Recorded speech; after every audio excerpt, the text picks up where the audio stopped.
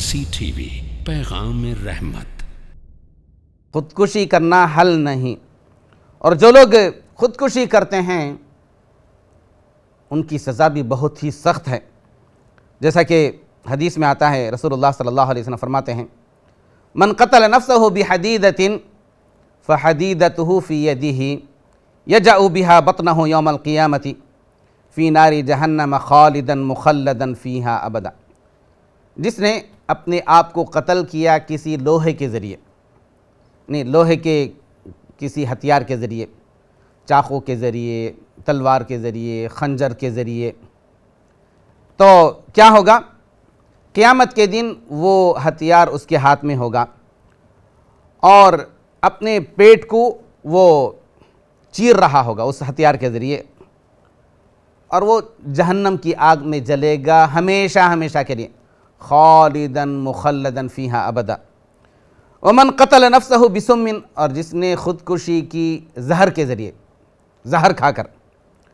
فسمہ فی یدہ، تو اس کا وہ زہر اس کے ہاتھ میں ہوگا،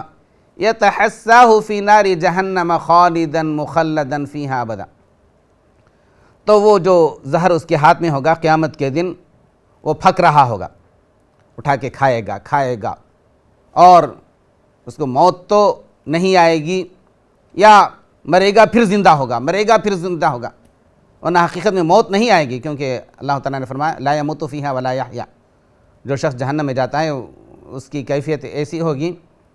نہ اس کو موت کہیں گے نہ زندگی کہیں گے، لا یموت فیہا ولا یحیا، نہ مر رہا ہوگا نہ جی رہا ہوگا۔ ومن تردى من جبل، اور جس نے اپنے آپ کو پہاڑ سے گرا کر کے خودکشی کی، فقتل نفسہ، اس طرح سے اس نے اپنے آپ کو قتل کر لیا، فہو مترد فی نار جہنم خالدا مخلدا فیہا ابدا، تو جہنم میں بھی کسی اونچی جگہ جا کر کے وہاں سے گرے گا، اس کی ہڈی پسلی ایک ہو جائے گی، پھر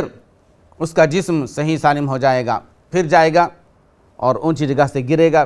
اور ہمیشہ ہمیشہ جہنم میں یہی اس کے ساتھ ہوتا رہے گا۔